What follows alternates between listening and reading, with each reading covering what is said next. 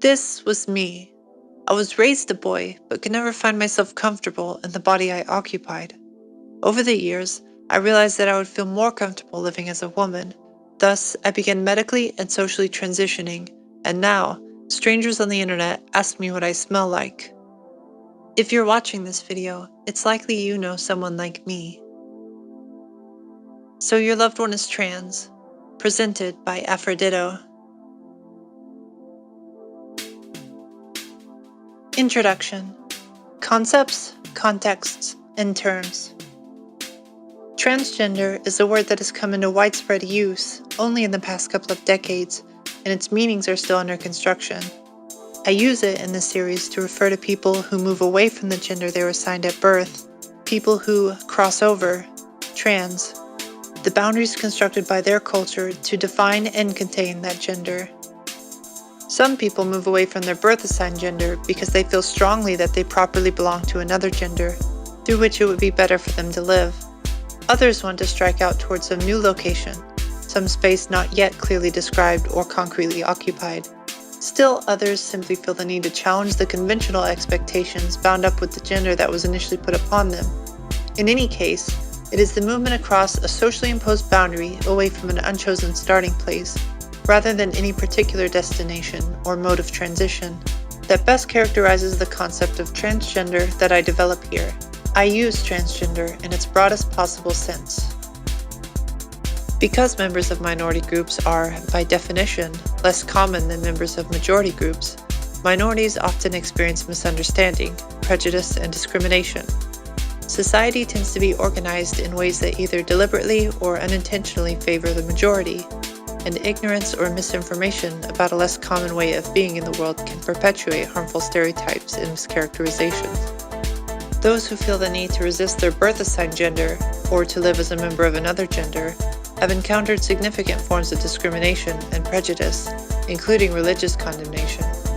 Because most people have great difficulty recognizing the humanity of another person, if they cannot recognize that person's gender, encounters with gender-changing or gender-challenging people can sometimes feel for others like an encounter with a monstrous and frightening unhumanness. That gut-level reaction can manifest as panic, disgust, contempt, hatred, or outrage, which may then translate into physical or emotional violence, up to and including murder, being directed against the person who is perceived as not quite human. People who are perceived as not quite human because of their gender expression are often socially shunned and may be denied such basic needs as housing and employment. They may lose the support of their families. Within modern bureaucratic society, many kinds of routine administrative procedures make life very difficult for people who cross the social boundaries of their birth-assigned genders. Birth certificates, school and medical records, professional credentials, passports, driver's license, and other such documents provide a composite portrait of each of us as a person with a particular gender, and when these records have noticeable discrepancies or omissions, all kinds of problems can result. Inability to cross national borders, qualify for jobs, gain access to needed social services, and secure legal custody of one's children. Because transgender people typically lack the same kind of support that fully accepted members of society automatically expect, they may be more vulnerable to risky or self-harming behaviors, and consequently may wind up having more health problems or trouble with the law, which only compound their already considerable difficulties. Terms and concepts.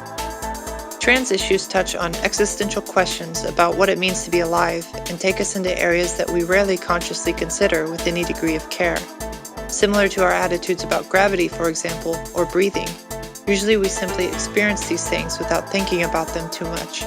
In the everyday course of events, most people have no reason to ask questions such as, what makes a man, or a woman, or how is my body related in my social role, or even, how do I know what my gender is? Rather, we just go about our everyday business without questioning the unexamined perceptions and assumptions that form part of our working reality. But gender and identity, like gravity and breathing, are really complicated phenomena when you start taking them apart and breaking them down. Because of this complexity, it can be helpful to set out some more technical definitions of words that we use in everyday speech, as well as to define some words that we don't usually need to use at all, before getting into the historical story. Spending a little time discussing terms and concepts can help bring into view some of the hidden assumptions we usually make about sex and gender. Please keep in mind that new terms and concepts come into existence all the time, and that words being used when this book was written may well have fallen out of currency or out of favor by the time the book is being read. To keep really current on the conversation, make the internet your friend. Gender. Gender is not the same as sex, though the two terms are often used interchangeably, even in technical or scholarly literature, which can lead to a great deal of confusion when you're trying to be analytically precise. Generally speaking, gender is considered to be cultural and sex biological. It's usually a safe bet to use the words man and woman to refer to gender, just as male and female are used to refer to sex. Though we are all born with a certain kind of body that the dominant culture calls our sex, no one is born as a boy or a girl, a woman or a man. Rather, we are all assigned to gender and come to identify, or not, with that gender through a complex process of socialization. Gender is derived from the Latin word genus, meaning kind or type.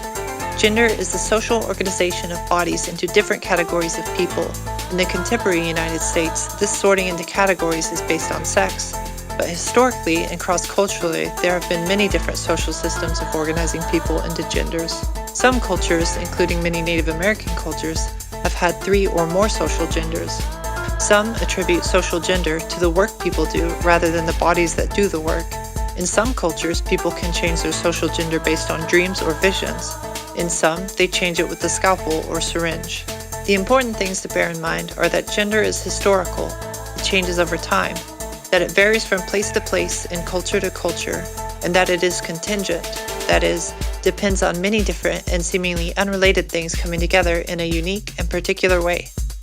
One complication in drawing a hard and fast distinction between sex and gender, however analytically or conceptually different these terms are, has to do with our cultural beliefs. Although it's true that sex typically is used to determine gender categorization, it's also true that what counts as sex is a cultural belief. We believe that sex is chromosomal or genetic, that it's related to being able to produce sperm or eggs, that it refers to genital shape and function, that it involves secondary characteristics like beards or breasts. But as described below, chromosomes, reproductive capacity, genital type, body shape, and secondary sex characteristics don't always go together in a biologically predetermined pattern. Some of these characteristics are unchangeable, whereas some are transformable. This leaves us with the collective social task of deciding which aspects of physical embodiment count the most for determining social gender categorization. The criteria used to make that decision are as historical, cultural, and contingent as they are biological.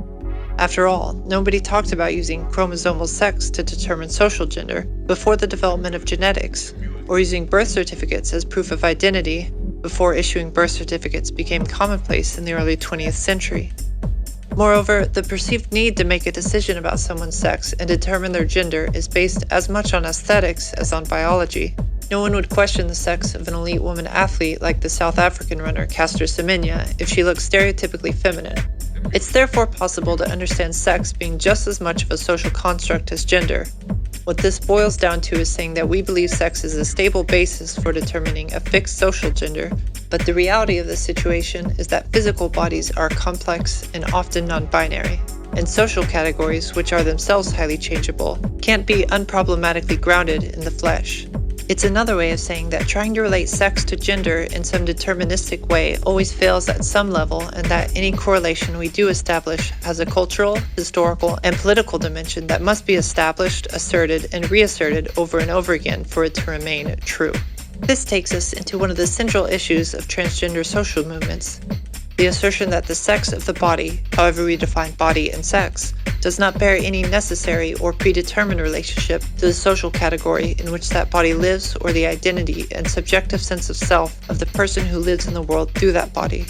This assertion, drawn from the observation of human social, psychological, and biological variability, is political precisely because it contradicts the common belief that whether a person is a man or a woman in the social sense is fundamentally determined by bodily sex, which is self-apparent and can be clearly and unambiguously perceived. It's political in the additional sense that how society organizes its members into categories based on their unchosen physical differences has never been a politically neutral act. One of the main points of feminism is that societies tend to be organized in ways that are more exploitative of women's bodies than of men's bodies. Without disagreeing with that basic premise, A transgender perspective would also be sensitive to an additional dimension of gender oppression, that our culture today tries to reduce the wide range of livable body types to 2 and only 2 genders, one of which is subject to greater social control than the other, with both genders being based on our beliefs about the meaning of biological sex. Lives that do not conform to this dominant pattern are generally treated as lives that are not worth living and that have little or no value. Breaking apart the forced unity of sex and gender while increasing the scope of livable lives needs to be a central goal of feminism and other forms of social justice activism. This is important for everybody, especially but not exclusively for trans people. Cisgender, a word that gained traction only in the 21st century but quickly came to enjoy widespread use as a synonym for non-transgender. The prefix cis means on the same side as, that is, opposite of trans, which means across. It is meant to mark the typically unstated or assumed privilege of being non-transgender. The idea behind the term is to resist the way that woman or man can mean non-transgender woman or non-transgender man by default. It's the same logic that would lead someone to prefer saying white woman or black woman, rather than simply using woman to describe a white woman, thus presenting white as the unmarked norm, and black woman to indicate a departure from the norm. Acronyms. The right term to use in reference to any particular person really isn't in the eye of the beholder. It should be determined by the person who applies it to him, her, or themselves. MTF and FTM refer respectively to male to female and female to male, indicating the direction of gender crossing. It would be more accurate to talk about male to woman or female to man, but the fact of the matter is that in practice, nobody actually says those things. Some transgender people resent and resist these directional labels, claiming they make about as much sense as calling someone a heterosexual to gay man or heterosexual to lesbian woman, and that they serve only to marginalize trans men and trans women within the larger population of men and women. The two acronyms themselves are much less common than they used to be. AMAB and AFAB. Acronyms for assigned male at birth and assigned female at birth. These terms point out that when we come into the world, somebody else tells us who they think we are. Midwives, ultrasound technicians, obstetricians, parents, family members, and innumerable others look at our bodies and say what they think our bodies mean to them. They determine our sex and assign us a gender. We come into self-awareness and grow up in the context created for us by these meanings and decisions, which predate our individual existence. Bodily differences are real, and they set us on different trajectories in life. But what people who use these assigning terms are trying to point out is that our bodies and the paths they put us on, however unchosen they were initially, need not determine everything about us. Our assigned categories remain situations within which we can make decisions about ourselves and take meaningful actions to change our paths, including reassigning ourselves. Crossdresser. A term intended as a non-judgmental replacement for transvestite, it is usually considered to be neutrally descriptive of the practice of wearing gender-atypical clothing. The practice of cross-dressing can have many meanings and motivations. Besides being a way to resist or move away from our birth-assigned social gender, it could be a theatrical practice, either comic or dramatic, part of fashion or politics, such as the practice of women wearing pants once was, part of religious ceremonies, or part of celebrating public festivals and holidays, such as Mardi Gras, Carnival, or Halloween. Transgender people who are dressing in the fashion of the gender they consider themselves to be do not consider themselves to be cross-dressing. They are simply dressing. Gender dysphoria. Literally, a sense of unhappiness, the opposite of euphoria, a sense of joy or pleasure, over the incongruence between how one subjectively understands one's experience with gender and how one's gender is perceived by others. Gender dysphoria was a common term among medical and psychotherapeutic professionals who worked with transgender populations in the 1960s through the 1980s, but it was gradually supplanted by the now discredited diagnostic category gender identity disorder, which was first adopted by the American Psychiatric Association in 1980 in the third edition of the Diagnostic and Statistical Manual of Mental Disorders, DSM-3, and retained in the fourth edition of 1994, DSM-4. Partly in response to transgender activism that contested the pathologization of trans identities, Gender dysphoria came back into fashion in the 21st century as a part of an argument for why transgender healthcare should be covered by medical insurance. It suggests that it's the sense of unhappiness that is not healthful and that is susceptible to therapeutic treatment, rather than that a transgender person is inherently disordered. Similarly, it suggests that the feeling of unhappiness about gender could be transient rather than a defining characteristic of a kind of self. Gender dysphoria replaced GID in the 2013 5th edition of the Diagnostic and Statistical Manual, DSM-5. The 10th edition of the World Health Organization's International Classification of Diseases, ICD-10, which has been in place since 1992, still uses the GID terminology. The ICD-11, scheduled for release in 2018, is currently expected to revise its nomenclature as well. As stated in the 5th edition of the Diagnostic and Statistical Manual of Mental Disorders of the American Psychiatric Association, gender dysphoria as a general descriptive term refers to an individual's affective/cognitive discontent with their assigned gender, and when used as a diagnostic category, refers to the distress that may accompany the incongruence between one's experienced or expressed gender and one's assigned gender. The clinical focus is on the dysphoria as the problem, not, as was the case in older diagnostic category of gender identity disorder, the psychopathologization of identity per se. The DSM-5 also notes that many individuals who experience gender incongruence are not distressed by it, but that considerable distress for gender incongruent people can occur if the desired physical interventions by means of hormones and/or surgery are not available. Gender expression. We all perform our sense of self through how we comport our bodies to express our gender. In recent years, as transgender issues have become the subject of more and more legal attention and bureaucratic regulation, gender expression is often listed as a protected status along with gender identity.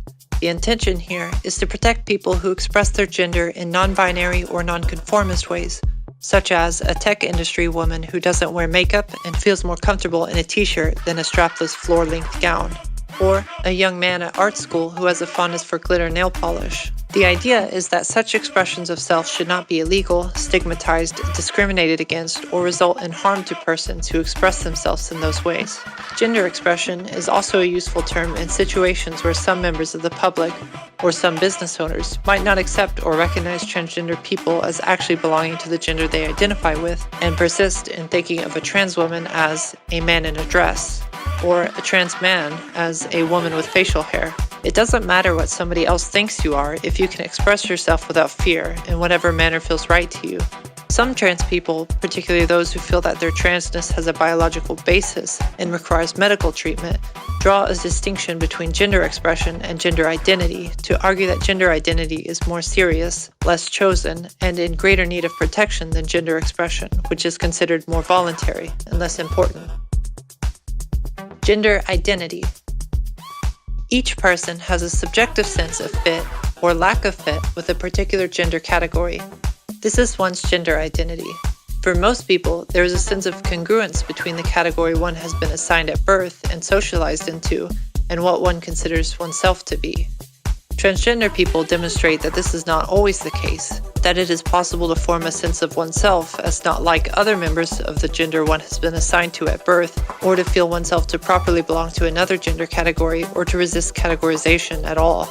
Many people who have never felt a sense of gender incongruence themselves can't really understand what it feels like for others, and they may even doubt that transgender people actually experience this or that it can be persistent and intractable and emotionally painful. Whereas transgender people who do experience this incongruence often have a hard time explaining to others what this feels like or why it's so important to address. How gender identity develops in the first place and how gender identities can be so diverse are hotly debated topics that go straight into the controversies about nature versus nurture and biological determinism versus social construction. Some people think that gender identity and transgender feelings are caused by inborn physical characteristics. Others think that they are caused by how children are raised or by emotional dynamics in their families. Still, others consider identity and the desire to express it differently to be rooted in spiritual beliefs, aesthetic preferences, or erotic desires. It's more important, however, to acknowledge that some people experience gender differently from how most do, than to say why some people experience gender differently from how most do. Gender presentation. Very similar to gender expression, the term refers to looking and acting like what your culture expects a man or a woman to look or act like, or, alternatively, to present yourself in such a way that you make your gender nonconformity visible. Everybody presents their gender. Gender-neutral pronouns. English, the most common language in the United States, doesn't easily allow us to refer indirectly to other individuals without gendering them. We have to choose between he, she, or it, with the latter not considered appropriate for reference to humans, precisely because it doesn't indicate a gender. There is, however, a long history of gender-neutral third-person pronouns in various English dialects. There's also a long history of attempting to deliberately introduce newly invented pronouns and of using gender-neutral plurals, they, them, as a substitute for the binary gendered singular. The first such uses of the plural for singular were recorded in the 14th century and remain common even now in regional variations like y'all, you all, which is sometimes used in reference to an individual.